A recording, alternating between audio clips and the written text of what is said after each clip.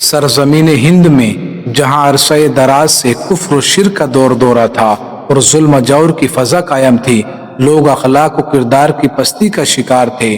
لوگوں کو نور ہدایت سے روشناس کروانے، ظلم و ستم سے نجات دلانے اور لوگوں کے عقائد و اعمال کی اصلاح کرنے والے بزرگان دین میں حضرت خواجہ معین الدین چشتی اجمیری علیہ رحمہ کا اسم گرامی بہت نمایاں ہے۔ آپ رحمۃ اللہ علیہ کی ولادت 537 ہجری بمطابق 1142 عیسوی کو سیستان کے علاقے سنجر میں ایک پاکیزہ اور علمی گھرانے میں ہوئی۔ آپ کا اسم گرامی حسن ہے اور آپ نجیب الطرفین سید ہیں۔ آپ رحمۃ اللہ علیہ کے مشہور القابات معین الدین، غریب نواز، سلطان الہند اور عطائے رسول ہیں۔ حصول علم کے لیے آپ نے ملک شام، بغداد اور کرمان وغیرہ کا سفر کیا اور کثیر بزرگان دین سے اکتساب فیض کیا، جن میں آپ کے پیر و مرشد حضرت خواجہ عثمان ہارونی اور پیران پیر حضور غوث پاک شیخ عبد القادر جیلانی کی اسماء قابل ذکر ہیں۔ زیارت حرمین کے دوران بارگاہ رسالت صلی اللہ علیہ وسلم سے آپ کو ہند کی ولایت عطا ہوئی۔ جب خواجہ غریب نواز نے حرمین کا سفر کیا تو حالت یہ تھی کہ سر برہنہ، آنکھیں نم اور کثرت سفر کی وجہ سے پاؤں میں چھالے ہیں، لیکن صورت بتا رہی تھی کہ یہ کوئی اللہ والے ہیں۔ اپنے محسن آقا کی بارگاہ میں ہر کوئی اپنا درد دل بیان کر رہا تھا، لیکن یہ عاشق رسول بھی اپنے معبود حقیقی کی عبادت اور ریاضت میں مشغول تھا۔ اچانک گنبد خضرا سے آواز آئی، اے معین الدین، تو میرے دین کا معین ہے، میں نے تجھے ہندوستان کی ولایت عطا کی، وہاں کفر و ظلمت پھیلی ہوئی ہے، تو اجمیر جا، تیرے وجود سے کفر دور ہوگی، اسلام رونق پذیر ہوگا۔ اس مژدے کو سن کر دل بے قرار ہو گیا، چہرے پر پریشانی کی لکیریں نمایاں تھیں۔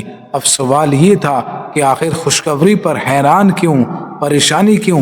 تو اس کی وجہ یہ تھی کہ عاشق رسول انجان تھا اس ملک سے جس کا مژدہ سنایا گیا تھا۔ اسے معلوم نہیں تھا کہ شہر اجمیر کہاں ہے، سفر کس جانب ہوگا، مدینے سے مسافت کتنی ہے، راستے کے حالات کیسے ہیں۔ ابھی اسی فکر میں گم تھا کہ گنبد خضرا کی ٹھنڈی ٹھنڈی ہواؤں نے غنودگی طاری کر دی، نیند کا غلبہ ہوا۔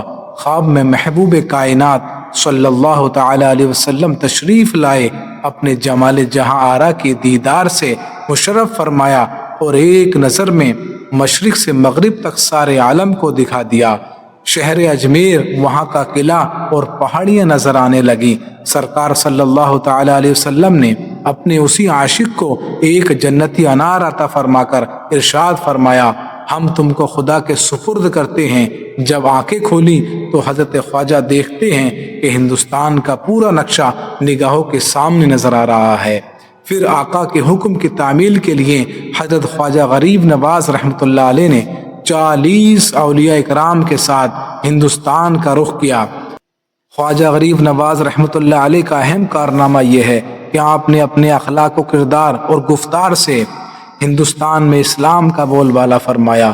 لاکھوں لوگ آپ کی نگاہ فیض سے متاثر ہو کر کفر کی اندھیریوں سے نکل کر اسلام کے نور میں داخل ہو گئے۔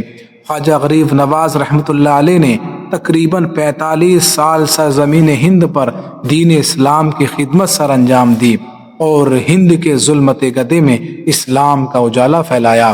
آپ کا وصال 6 رجب 627 ہجری کو اجمیر شریف میں ہوا اور یہیں مزار شریف بنا۔